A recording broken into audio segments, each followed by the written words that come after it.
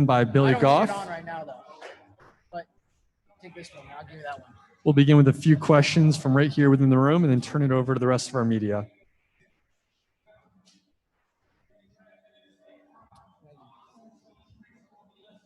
Billy, congrats on the win, man. That was pretty violent. Talk to me about the finish and how good it felt to go in there finally after 2 cancellations and get a win like that. It felt amazing because this is actually the 4th time it's been scheduled. And so I've been training for this one since January. So it's been a long time coming. I feel great. When I heard the refs started saying, Hobson, show me something, it's like, all right, I got to start, keep throwing the elbow over and over again. So I just had to keep with it. And maybe for people that don't have the understanding you do, can you explain why you kept going to the elbow? What kind of advantage that gives you when compared to like a punch or something like that? So elbow, the only disadvantage with elbows are they're super close. So you can only use them when you're really close to somebody. But that's the thing is he wanted to grab me and get close. It's like, you're getting right into where I want to be. And these hurt a lot more than anything else. More than knees, more than kicks. Elbows are what breaks your bones. So that's going to do damage, and that's what's going to put you out. Yeah, and doing that against a Gracie, obviously it's not like you guys had any bad blood or anything, but does it mean a little bit more that you were able to kind of get a win over somebody with that sort of lineage? Absolutely. Whenever anybody who follows MMA, jiu-jitsu, any kind of combat sport, when you hear the name Gracie, you know what it is. You know the history behind it, and he's a great dude, tough guy. And to be able to have a win over that, when somebody looks at my record, looks at that fight again, it's going to mean a lot more than if it was somebody else. For sure. And, this is in your backyard. Bellator's camping out here. I don't know exactly what their plans are for next year, but it sounds like they'll be sticking around potentially. You hoping to get another call and to get another opportunity here? Absolutely. As soon as I can. ASAP. All right. Appreciate it. I just want to say I love you, Mom. I didn't get to say that in the cage. Yeah. All right. We're going to go over to our media joining us virtually tonight. Hang tight, Billy. Hang on one second. Yes, sir. All right. We're going to go to Keith Schillen. Keith, your line is now live.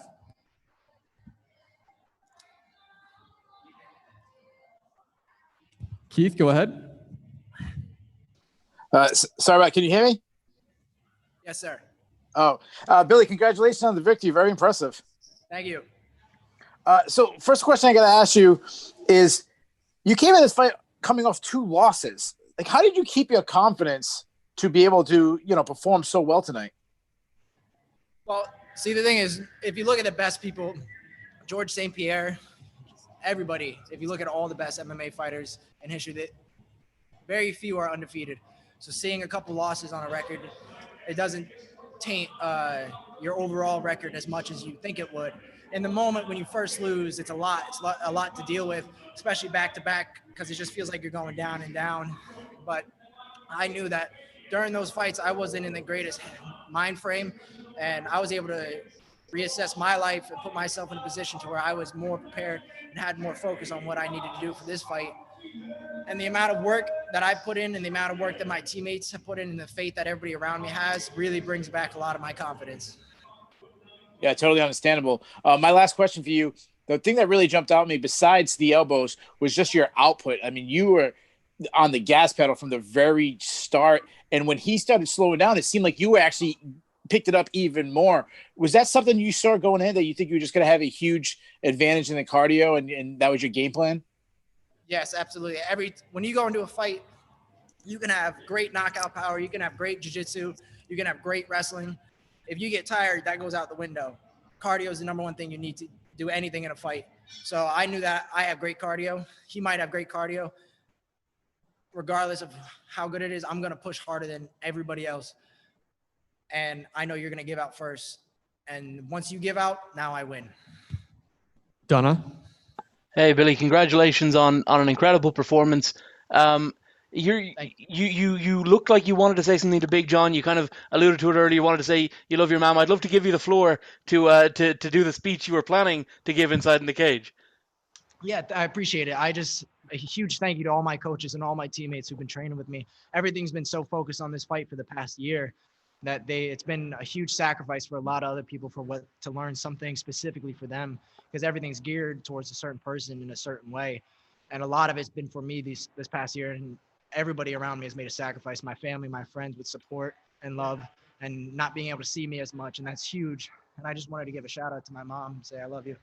So, bro, you're 22 years old. I'm 23. So I understand that socially, this has been a really difficult year for guys our age. Like you don't really get to see your friends so much. You don't get to enjoy. Obviously, you will have just turned old enough to have a drink, and you're not really able to enjoy things like that. How has this year been for you, and does that sort of impact how big this win feels for you?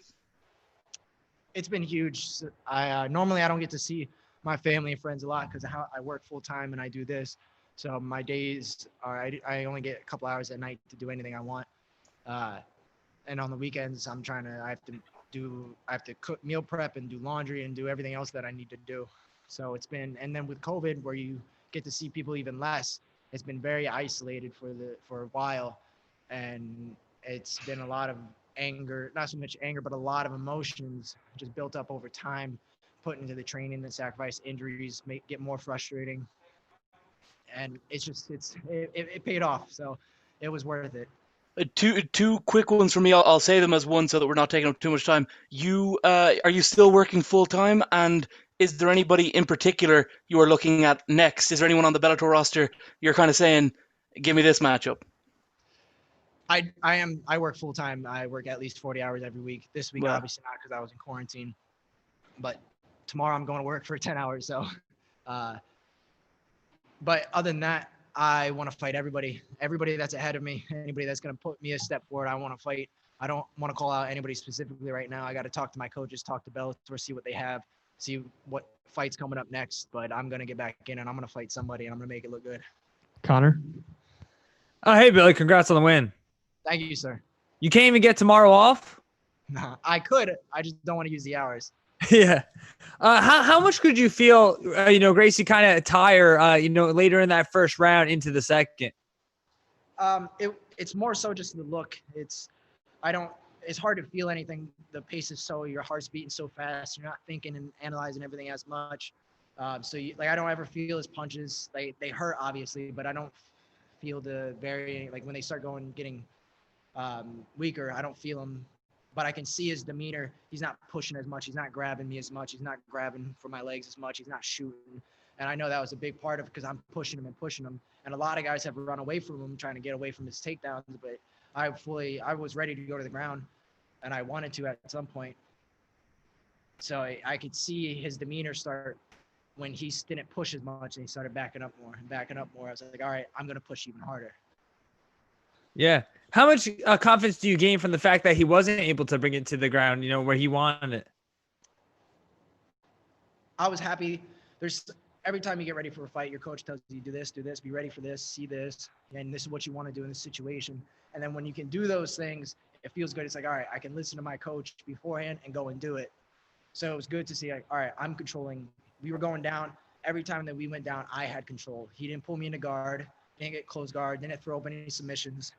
Everything that happened, I had control of, and that felt great. Last one, Luis. Hi. So you made a relative quick work of him. He tried to take you down and he couldn't. You hurted him with those elbows. Was anything surprising to you of the fight? And does it mean something more for you knowing his family roots that you avoided those takedowns from the betting favorite Robson Gracie? It does. I know that it makes me feel better because I know how good he is at jiu-jitsu. But every fight's relatively the same. This one's different because there's more people watching him. So now there's more people watching me. More people saw that performance than if it was somebody else. So that's big for me, and that really means a lot to me.